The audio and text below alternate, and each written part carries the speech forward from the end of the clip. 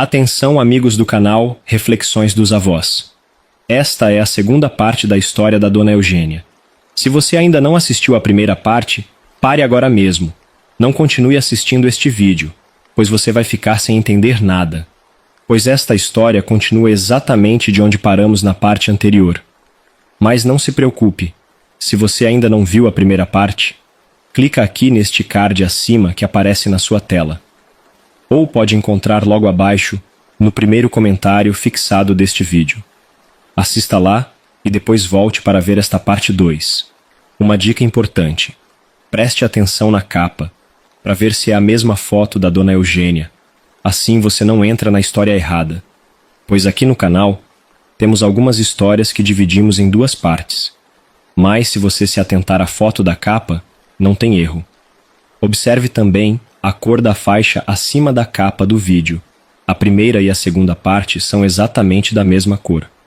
Neste caso, a faixa da história da Dona Eugênia é na cor lilás, e nela está escrito parte 1 e parte 2. Esclarecido isso, quero te dizer que, nesta continuação, Dona Eugênia vai revelar o que aquele manipulador de pessoas sem escrúpulos fez com ela e sua família. Não pule nenhum segundo deste vídeo. Cada palavra é importante para entendermos o contexto de tudo o que aconteceu na vida dela. Deixa o seu like da confiança agora no começo, para não esquecer quando estiver envolvido na história. Agora, minha amiga, estamos prontos para ouvir a senhora novamente. Olha só que bacana, você voltou para me ouvir. Bom, vou continuar daquela parte onde a Dona Cícera chega na casa da minha mãe com seu Geraldo, os dois com uma cara que eu nunca vou esquecer. E eu já fiquei com meu coração batendo tão forte que parecia que ia pular para fora do peito. Então ela me disse com a voz tremendo: Eugênia, minha filha, aconteceu uma coisa terrível. Eu já senti minhas pernas ficando moles. O que foi, Dona Cícera? Fala logo, pelo amor de Deus. É a sua casa, filha, seu Geraldo falou, segurando minha mão. O Augusto, ele botou fogo na casa. Como assim? Como é que pode? Minha voz saía trêmula. Dona Cícera continuou. Parece que ele saiu de casa de dia, como seus irmãos mandaram. Mas voltou à noite. A vizinhança toda viu o fogo, mas quando chegaram lá, já era tarde demais. Eu senti meu coração apertar. Minha casa, meu salão, tudo que eu tinha. Olhei para minha mãe, que já estava com lágrimas nos olhos. Mãe, falei tentando manter a voz firme. Preciso ir lá ver. A senhora pode ficar com as crianças? Ela assentiu, me abraçando forte. Vai, minha filha, eu cuido deles. Pedi para Dona Cícera e seu Geraldo me levarem até lá. Eles tinham um carro. Minha avó insistiu em ir junto. Minha neta não vai enfrentar isso sozinha, ela disse determinada. O caminho até minha casa pareceu durar uma eternidade. Quando a gente estava perto, já dava para ver a fumaça ao longe. Meu coração afundou. Onde antes ficava nosso lar, agora só tinha escombros. O cheiro de fumaça era forte. Desci do carro e meus joelhos quase cederam. Olhei em volta, desnorteada. Não tinha sobrado nada. Nada mesmo. As fotos com Jair, meu primeiro amor, o pai dos meus filhos, reduzidas a cinzas, nossos documentos, as escrituras da casa, nossa história, tudo perdido, e as roupinhas de bebê das crianças. Meu Deus, as roupinhas! Eu guardava algumas peças com tanto carinho, sonhando com o dia em que meus netos as vestiriam, nem que fosse só para tirar uma foto de recordação. Agora não tinha mais nada. Mas no meio daquela devastação, algo aconteceu que fez meu coração dar um salto. Ouvi um latido familiar e, de repente, vi dois vultos correndo em minha direção. Eram o Totó e a Belinha, meus fiéis companheiros de 4 patas. Eles pularam em mim, latindo e abanando o rabo, quase me derrubando de tanta alegria. Graças a Deus, abracei eles tanto. No meio de tanta destruição, pelo menos eles estavam vivos. Foi nesse momento que os vizinhos começaram a se juntar em volta. Dona Juraci, minha vizinha de tantos anos, veio correndo. Ela me abraçou, chorando tanto quanto eu. Ai, Eugênia, que desgraça! Que coisa terrível! Ela falava sem me soltar. Outros vizinhos foram chegando. O seu Antônio da venda, a Dona Maria, o Zé do bar da esquina. Todos com cara de espanto, de pena. Alguns cochichavam entre si, outros só olhavam para os restos da casa sem saber o que dizer. Fiquei ali, parada no meio daquela gente toda, com meus cachorros do lado, olhando para o que sobrou da minha vida. E foi aí que eu percebi, não dava mais para esconder. A verdade, por mais dolorida que fosse, precisava ser dita. Mesmo porque eles tinham visto meu rosto todo machucado, tinham me visto saindo carregada pela dona Cícera e o Moacir dias atrás. Agora, vendo minha casa queimada, eles queriam respostas. Respirei fundo, sentindo o peso de cada palavra que eu ia dizer. Olhei para cada um daqueles rostos conhecidos, pessoas que eu via todo dia, que achavam que conheciam minha vida. Antes de eu começar a falar, a avó apontou para o galinheiro. Fiquei com tanta dó das bichinhas. Elas não conseguiram fugir, era tudo cercado ali. Depois olhei para os meus vizinhos e comecei a contar. Falei do Augusto, de como ele tinha enganado todo mundo. Contei dos abusos, das pancadas, do medo que a gente vivia. Minha voz tremia, mas eu não parei. Quando terminei, vi nos olhos dos vizinhos o horror e compreensão. Dona Juraci segurou minha mão chorando. Minha filha, por que você não falou antes? A gente podia ter ajudado. Seu Antônio, um senhor de idade que sempre foi muito quieto, deu um passo à frente. Eugênia, ele falou, a voz grave. A gente viu o Augusto ontem à noite. Ele estava com uns galões na mão, devia ser gasolina. Senti meu sangue gelar. Como assim, seu Antônio? É verdade, Dona Maria confirmou. Ele passou na frente da minha casa carregando os galões. Até deu boa noite, como se fosse a coisa mais normal do mundo. Outras pessoas começaram a falar também. Um tinha visto o Augusto rondando a casa mais cedo. Outro ouviu barulhos estranhos antes do fogo começar. Minha avó, que tinha ficado quieta até então, falou com aquela voz firme dela. Vocês todos viram isso e não fizeram nada? Os vizinhos se entreolharam envergonhados. Foi o Zé do bar que respondeu. A gente não sabia o que estava acontecendo, dona Sebastiana. O Augusto sempre pareceu um homem tão bom. Eles estavam certos.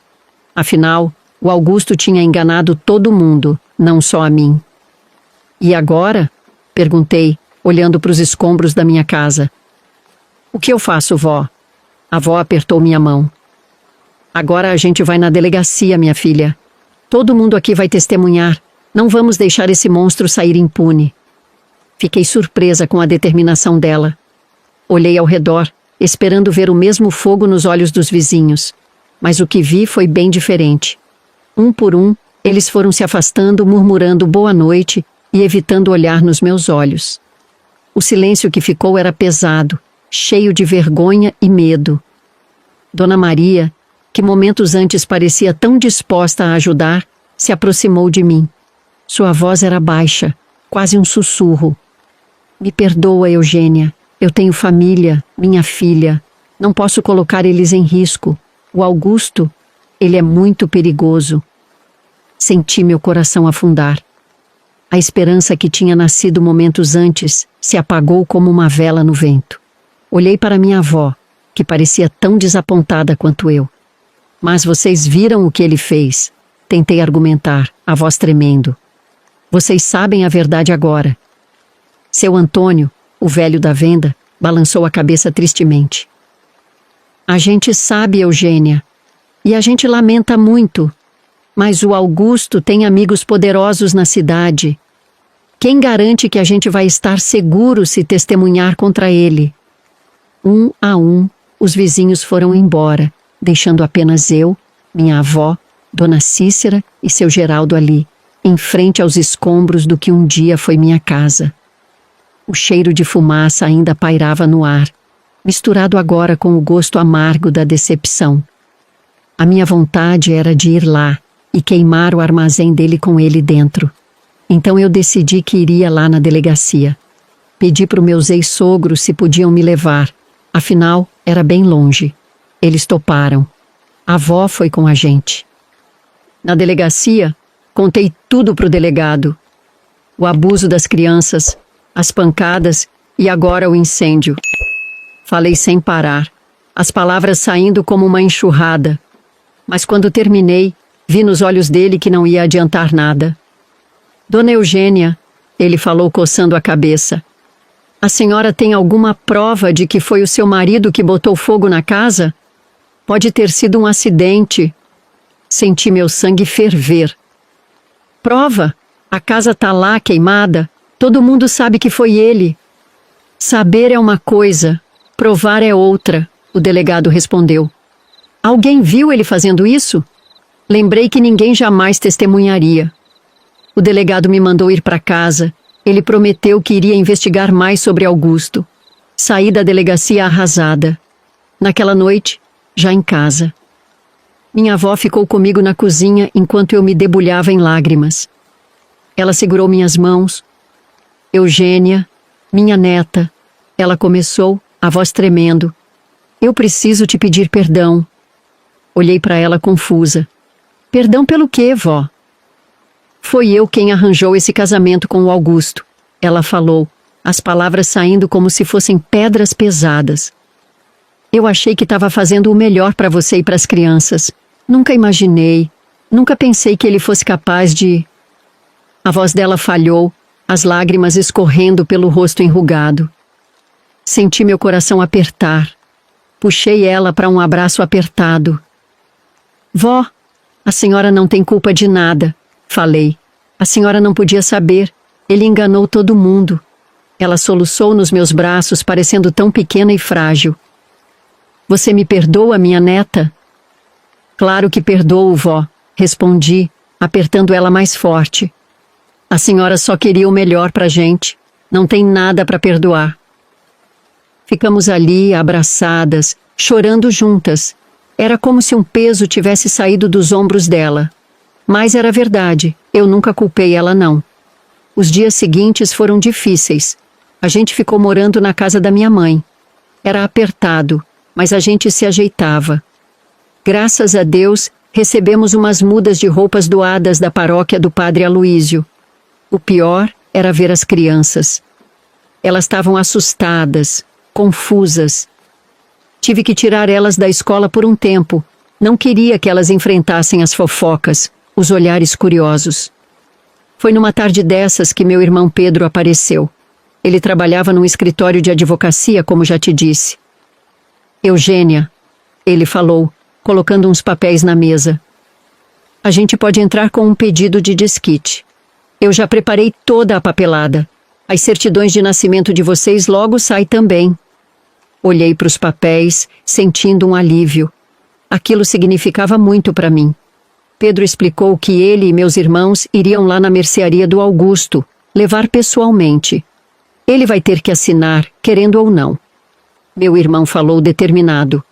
No dia seguinte, meus 3 irmãos saíram cedinho para ir até a mercearia. Fiquei em casa, o coração na mão, esperando notícias. As horas pareciam não passar. Quando eles voltaram, já era quase noite. As caras deles não eram boas. O que foi? Perguntei, sentindo o medo crescer dentro de mim.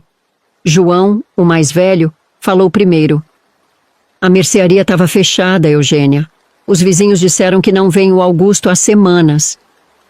Semanas? Repeti surpresa. É, Pedro confirmou. Mais ou menos desde o dia que ele botou fogo na sua casa. Aquilo não fazia sentido. Onde o Augusto podia ter ido? Será que ele foi para a capital ver o irmão dele? Porque eu sabia que os pais dele tinham falecido há muitos anos. Por que ele tinha sumido assim? O Pedro me contou que eles foram em vários lugares procurando por ele. Além do armazém, foram também na casa de uns conhecidos dele, até na rodoviária para ver se alguém tinha visto ele pegando algum ônibus, já que não tinha carro. E nada. Eugênia, o Pedro me disse. Parece que o Augusto tomou um chá de sumiço. Ninguém viu ele. Ninguém sabe para onde ele foi. Aquilo me deixava com um frio na barriga. Não saber onde ele estava me dava um medo danado. E se ele voltasse? E se ele tivesse planejando fazer alguma coisa pior? O pior era que eu não podia compartilhar essas preocupações com ninguém. Não queria assustar mais ainda as crianças ou minha mãe. Então eu guardava tudo para mim, sentindo o peso desse mistério me sufocando cada dia mais. Só rezava para que, onde quer que o Augusto estivesse, ele ficasse bem longe da gente. Bem longe mesmo.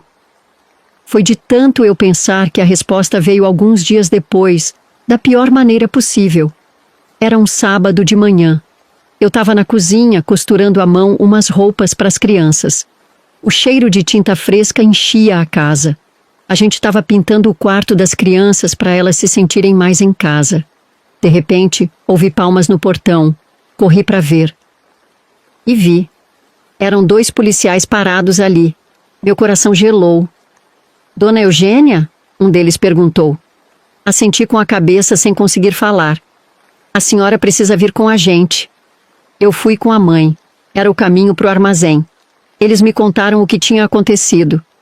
Os inquilinos da casa dos fundos do armazém tinham sentido um cheiro forte, de carniça. Vendo que não tinha ninguém no armazém há semanas, eles arrombaram a porta, de repente fosse um rato ou um bicho morto. Encontraram o Augusto enforcado no depósito. Pelo estado do corpo, já em decomposição, ele devia estar morto há semanas. Quando chegamos lá, o cheiro era insuportável. Vi o corpo sendo carregado numa gaveta, coberto por um saco preto. Meus joelhos fraquejaram, e se não fosse por um dos policiais me segurar, eu teria caído. Aquilo era muito chocante para mim. Jamais imaginei que o Augusto fosse capaz de fazer uma coisa dessas. Sabia, sim, que ele podia fazer muito mal para os outros, mas nunca pensei que pudesse fazer mal a si mesmo. Fiquei ali, parada, olhando para o nada, sem reação. Foi quando o delegado se aproximou de mim e da mãe. Dona Eugênia, ele começou hesitante. Tem uma coisa que a senhora precisa saber. Olhei para ele, sentindo meu coração acelerar. O que mais podia ter? O seu Augusto. O delegado continuou baixando a voz. Ele era suspeito de ter matado a primeira esposa dele. Envenenamento. Senti como se tivesse levado um soco no estômago. Minha mãe soltou um grito abafado, colocando a mão na boca. Como assim? Consegui balbuciar, mal acreditando no que estava ouvindo. O delegado suspirou. A gente nunca conseguiu provar nada, mas havia fortes suspeitas. A mulher morreu de forma repentina, com sintomas que batiam com envenenamento. A família dela suspeita que ela iria revelar os maus tratos, então ele silenciou ela. Minha cabeça girava. O Augusto? Um assassino? O homem que eu tinha deixado entrar na minha casa, que tinha ficado perto dos meus filhos? Um arrepio gelado percorreu minha espinha só de pensar no perigo que a gente tinha corrido. Por que a gente nunca soube disso? Minha mãe perguntou, a voz trêmula.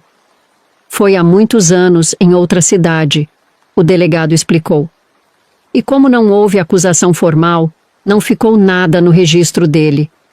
Só viemos a saber agora, investigando o passado dele depois do que aconteceu com a senhora e sua família. Saí do armazém me sentindo como se estivesse num pesadelo. Como é que a vida podia mudar tanto em tão pouco tempo? Em casa, sentada na cozinha com minha mãe e minha avó, tentei processar tudo o que tinha acontecido. A gente tem que fazer o enterro dele, minha mãe falou, quebrando o silêncio pesado que tinha se instalado. Olhei para ela incrédula. Enterro? Depois de tudo que ele fez? Minha avó pegou minha mão. Minha filha, não é por ele. É por você, pelas crianças. Para poder encerrar esse capítulo de vez. Ele não tem os pais. Eu sabia que elas estavam certas, mas a ideia de organizar um enterro para o Augusto me revirava o estômago. No dia seguinte, lá estava eu, no cemitério da cidade, vendo o caixão do Augusto ser baixado na terra. Graças a Deus era caixão fechado. Eu sinceramente não estava comemorando a morte dele, mas também não estava nada triste. Olhei em volta. Tinha pouca gente ali. Alguns curiosos, os funcionários do armazém, Dona Cícera e seu Geraldo. Minha família estava toda lá, me apoiando. As crianças eu tinha deixado em casa com uma vizinha da mãe. Não queria que elas passassem por aquilo. Enquanto o padre Aloísio falava as últimas palavras, eu fiquei pensando em como a vida dá voltas. Há alguns anos, eu estava enterrando o Jair, chorando a perda do homem que eu amava. Agora, estava aqui, enterrando o Augusto, sentindo... o quê? Nem eu mesma sabia dizer. Voltamos para casa em silêncio. Nos dias que se seguiram, a notícia se espalhou pela cidade. O Augusto, exposto como abusador e tudo mais que você já sabe, não tinha aguentado a vergonha. Tinha escolhido acabar com tudo.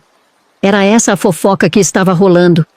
Depois do enterro do Augusto, as coisas começaram a se ajeitar de um jeito que eu nunca imaginei.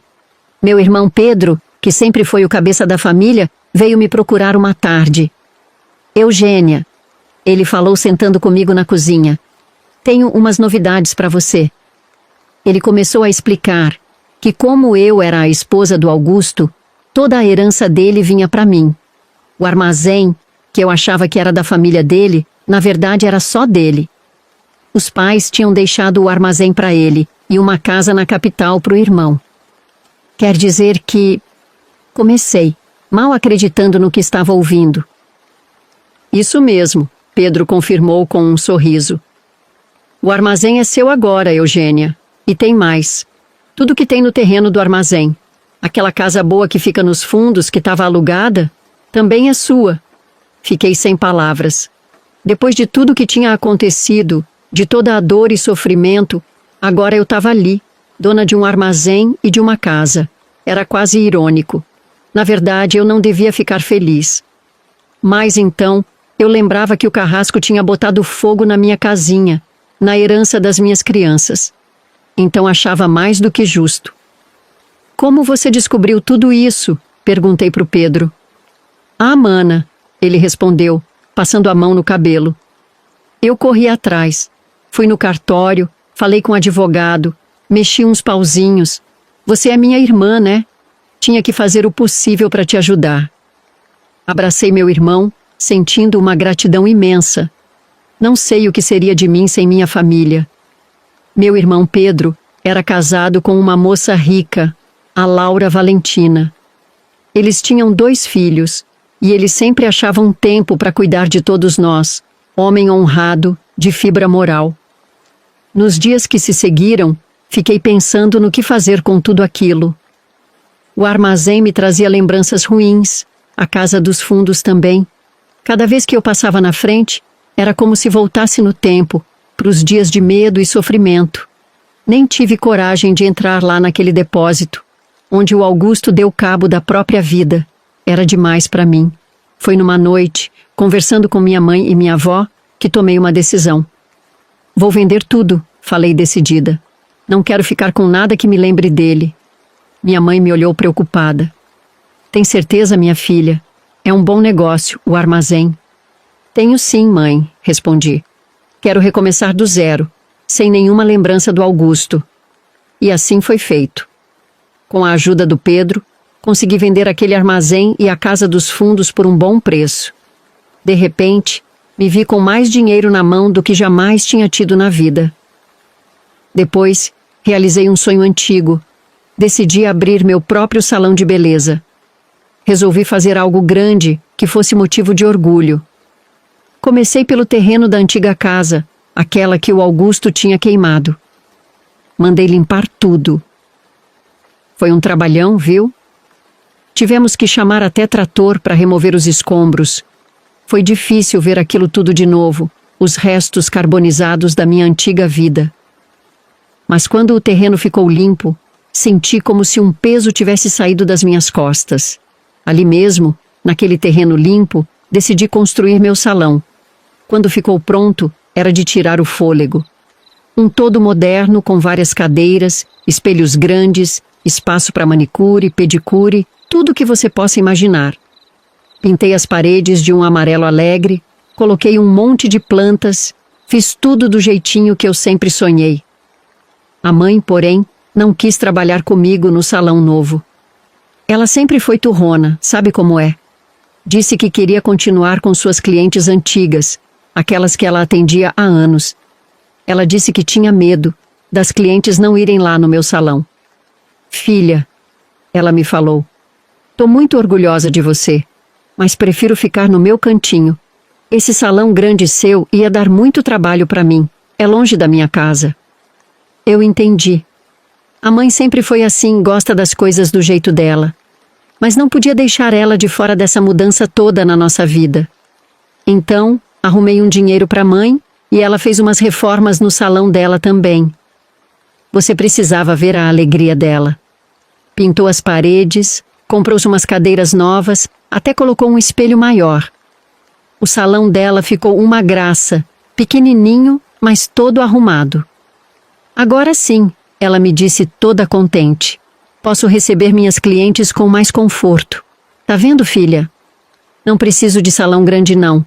O importante é o carinho que a gente põe no trabalho. Ver a mãe feliz daquele jeito me deixou com o coração quentinho.